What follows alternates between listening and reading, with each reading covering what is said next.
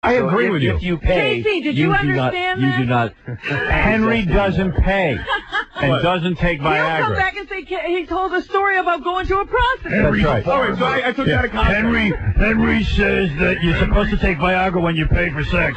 I mean, you get it completely wrong. All right, I got it wrong. I mean, it's not for real. I mean, the guy's high last night. The guy's pretty clear on what he's saying. You know, but to be insulted by this guy is an honor for me. Yeah, I know. You're in love with him. You're in love with him. I'm not in love with him, but You're pretty much in love with him. Yeah, I kind of love the guy.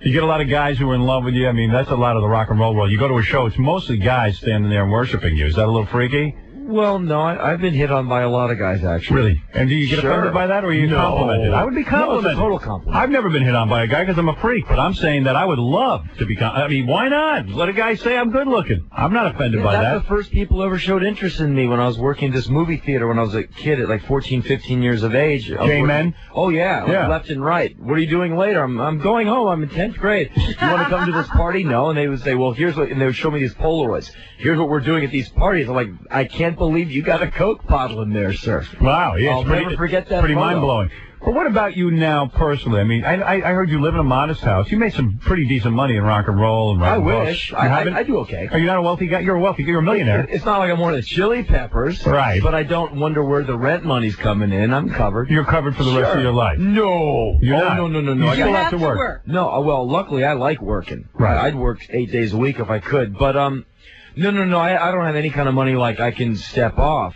But I have a house I live in. I got a car that works, and the rent is paid. The mortgage is paid. And it's a modest home, I heard. You got your weights and all that. It holds one person. It would be kind of rough on a family. But would you ever start a family? Would you share your life with a woman? No. You will Never not. been married. Why?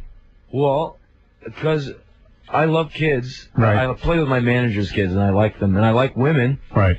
I just don't want to be tied to a kid. Because if I'm going to have a kid, I'm going to get off the road and be the kid's father and be there. He has to be responsible. Well, yeah. Yeah. And I don't want to be that guy who sometimes comes home. And I've noticed with married rock and rollers, either the marriage fails or the music fails. And so you got to give yourself to one master, and for me, it'll always be the art. You're a workaholic in a way. Yeah. And the women you date now, are these women primarily that you pick up at the shows because they worship you? Do you need that kind of worship, or are these women? Well, it comes in handy every once in a while, like a can of 3-in-1 oil or some WD-40. You need that for your or that AAA card. It makes you feel good when you have somebody totally worshiping you, right? Well, if they're worshiping a certain part of you, yeah. Right. So you're not opposed to doing the groupie thing. I have partaken in that celebration. Do you also have relationships, or do you just... I've had girlfriends, absolutely. Do you get any of these famous girls? I would think... I would rather have a girlfriend than a groupie. Uh-huh. Right. But my point is, when you get one of these girlfriends, I would think you being famous, it must be great to be with a famous chick. I would think that's the ultimate... I've dated a couple of people who, are in the music or, movie or whatever world where they get recognized too. But I've found most of those people are just so busy with their career and their whole thing that you just kind of end up swapping itineraries and you don't really see each other. Right. And you want somebody who's around. Well, see, I would want someone who's around, but I wouldn't want to put someone through me not being around. I mean, how can I be a good boyfriend if I'm on the road 9 months a year and they say come home? I'm like, you're out of your mind. I don't want to come home. Let's go to Mike. Let's take a couple of questions from the audience. Sure. Okay. First of all, Henry Rollins' new album is Rollins in the Ride. This is a spoken word album. On March 23rd at midnight, see Henry Rollins' special on Comedy Central. I didn't know you were doing a special on there. This is a comedy show? No, well, it's just they taped 2 of the shows I did last year in London. They made it into one show, and Comedy Central's been playing it. God bless them. Right. Could you work up some cliff notes for Casey? So he he doesn't understand you. Yeah. I'll give him some short notes so we can have it together next time around. I'm tempted to read the rest of his notes. Yeah, he gave me he took notes. He sat there and wrote down notes while you spoke. But go ahead, Mike. You're on the air.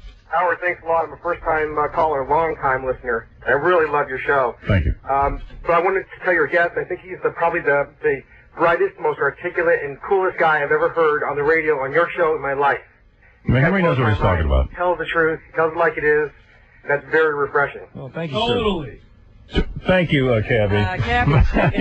Yeah. He must be a big Henry Rollins fan. Yes, he must be a big fan. I don't even know the guy, man, but he completely tells the truth, and that's very refreshing. Yeah, no, he's good. He's real good. What is it, Casey? I want to look through the rest I was going to defend my notes, man. Yeah, let me take a look at this. Let's see. Every commercial for medicine on TV is followed by 10 seconds of the scary crap the drug can do to you. Well, that is true.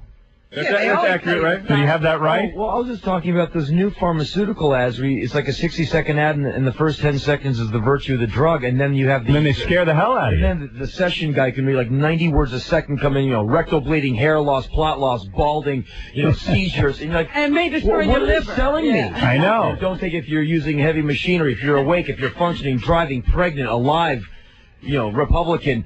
It's incredible. I thought the medical world was supposed to. You're right. Happening now. They just want to kill you. It's very, very scary what it can do to you. So you got that right, Casey. Not bad. Right, so doing all right. One for one. Everyone works. Everyone who works at GNC looks terrible.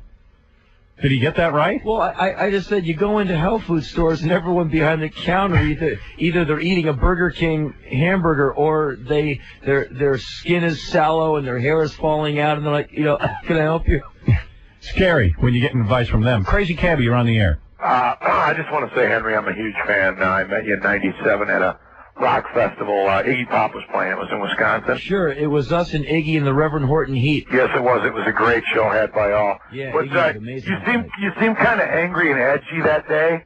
And are you like that with fans a lot? I've noticed. No, what are you saying? Henry doesn't like his fans? Well, no. In his books, he blew you up because you're crazy. I've read a lot of your books, and it seems that you get irritated sometimes that people bother you. I'll tell you what.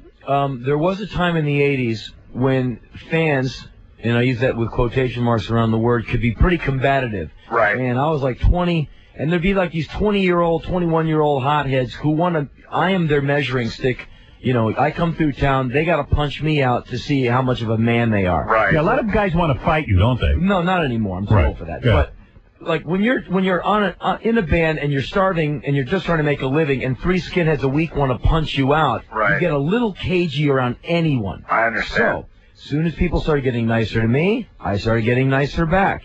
And usually before a gig, if someone comes up to me, I'm a little concentrated. If I have to go on, before Iggy Pop, right, he is my hero, and I'm all about doing the best show I can. So that was an incredible show. You were awesome that day. Something happened with you, Cabbie? Well, no, I just went up to him and I was obviously working at the radio station at that time, and I had to say, dude, I have all your Black Flag on vinyl. I mean, I think Family Man is one of the greatest records ever made. What are you taking a walk down memory lane? Listen to me. When you mentioned skinheads, you got into fights with skinheads before shows, though, right? I mean, you had 3 guys like try to kick your ass. I don't know if they did or not. Yeah. Oh yeah, sure. I mean, you're not afed of that. I mean, you will fight to the end. Oh, I was kind of afraid of now and again. Sure. Right. Guys coming at you with a hammer, I'd be very afraid. One guy nearly stabbed me once. He took 3 of his friends to wrestle him off me. I mean, the knife is coming towards my head like some James Bond flick. I mean, I don't need it. I'm just trying to do the gig. Why do you attract that, do you think? Because the music's so sort of violent? The 80s were pretty rough. Right. And you get these, white power guys. So they're just thugs. They just want to go to a gig and beat people up. And they would just pick our band as the one to go do that. I mean, and next week it was someone else's band. Right. And we would always rip them. We were never into that kind of thing.